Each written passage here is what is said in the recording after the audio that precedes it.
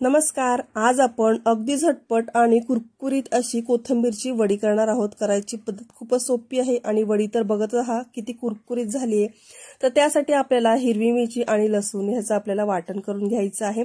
त्याचबरोबर पांढरे तीळ घ्यायचे आहेत, हळद घ्यायची आहे आणि इथे मी लाल तिखट सुद्धा थोडंसं वापरत आहे। जर नाही घातलं तरी चालेल कारण आपण यामध्ये हिरवी मिरची घालणारच आहोत।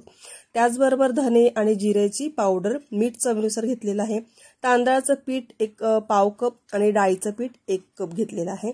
कोथिंबीर एक जुडी आहे, अगदी निवडली, स्वच्छ मग धुतली, मग बारीक चिरून घेतलेली आहे। तर आता ती आपण एका बाउलमध्ये काढून घेऊया। तर कोथिंबीर सुरुवातीला स्वच्छ निवडून घ्यायची, मग धुवून ती निथळ ठेवायची, बारीक चिरून घ्यायची। आणि आता ह्यामध्ये हिरवी मिरची लसणाचा ठेचा करून घेतलेला आहे तो यामध्ये घातलेला आहे। तर त्याचबरोबर आता यामध्ये दाखवल्याप्रमाणे तीळ घालत आहे मी, 2 चमचे तीळ घेतले होते। धने आणि जिरेची पावडर एक अर्धा चमचा घेतली होती ती घालते। हळद घातलेला आहे 1 पाव चमचा आणि आता इथे तांदळाचं पीठ घातलेलं आहे मी पाव कप। डाळीचं पीठ लागेल तसं थोडं थोडं घालूया आपण यामध्ये। चवीनुसार मीठ घालायचं आहे। आता हे सगळं चांगलं आपल्याला मिक्स करून घ्यायचं आहे। कोथिंबीर भरपूर वापरायची आणि डाळीचं पीठ कमी प्रमाणात इथे आपण वापरणार आहोत। तर आता मी अर्धा कप डाळीचं पीठ घातलं होतं, तर आता मी सगळं डाळीचं पीठ यामध्ये घालणार आहे कारण की लागणार आहे 1 कप डाळीचं पीठ आपल्याला। आणि यामध्ये जो कोथिंबीरचा जो ओलावा आहे ना, त्या ओलाव्यामध्येच आपल्याला मळायचा प्रयत्न करायचा आहे। तर लागलंच तर थोडंसं आपण किंचित यामध्ये पाणी घालणार आहोत।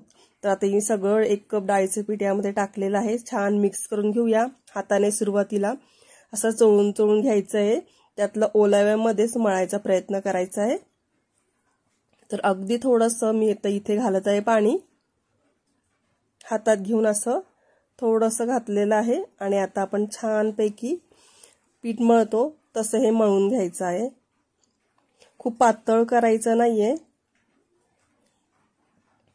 तर हे बघा इथे मी तेवढं पाणी घातलेलं आहे, तेवढं पुरेसं आहे, त्याच्यातच हे मळून होतंय छान। आता व्यवस्थित आता आपला हा गोळा तयार झालेला आहे।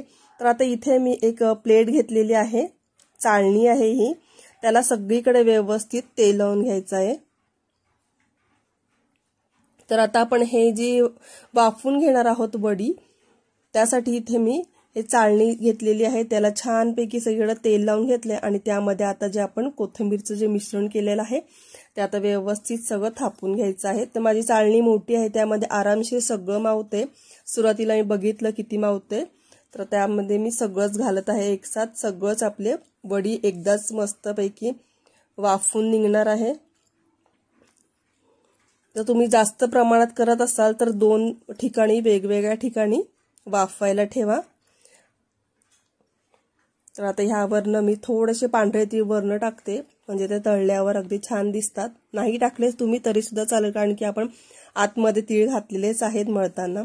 इथे पाणी उकळत ठेवलेलं आहे आणि त्यावर बरोबर ही चाळणी बसते आणि आता ह्याच्यावर झाकण ठेवायचं आणि बरोबर 15 मिनिटं आपण ह्याला वाफवून घ्यायचं आहे। तर 15 मिनिटं झालेले आहेत, तुम्ही बघू शकता रंगही चेंज झालेला आहे वडीचा। तर आपण चेक करूया। ते बघा हाताला अजिबात चिटकत नाहीये काही पीठ वगैरे, म्हणजे आपली वडी छान झालेली आहे। आता गॅस बंद केला आणि पूर्ण ह्याला मी थंड करून घेतलं आणि मगच ह्याला आपण कट करायचे वड्या। तर आता मी कट करून सुद्धा तुम्हाला दाखवते कट केल्यावर। हे बघा मस्तपैकी ह्याच्या वड्या तयार झालेल्या आहेत। तर आपण तळायला घेऊया। जर बरेच जणांना वाफवलेल्या वड्या ज्या आहेत त्या तशाच खाल्ल्या तरी सुद्धा छान लागतात, बरेच जणांना तशा आवडतात। नाही तर एकदम तव्यामध्ये थोडंसं तेल टाकायचं आणि त्याला परतून घ्यायचे आणि जर असं तळलंय मग तर एकदम कुरकुरीतच छान होतात ह्या वड्या। तर करायला खूप सोप्या आहे, 15 मिनिटात आपल्या ह्या वड्या तयार होतात। मस्तपैकी आपण आता ह्याला खरपूस असे तळून घेतलेले आहेत, बघू शकता अगदी कुरकुरीत अशी आपली वडी दिसत आहे। तर आहे का नाही करायला सोपी। तर तुम्हाला व्हिडिओ आवडला असेल तर व्हिडिओला लाईक करा, चॅनलवर नवीन असताल तर चॅनलला सबस्क्राईब करा। धन्यवाद।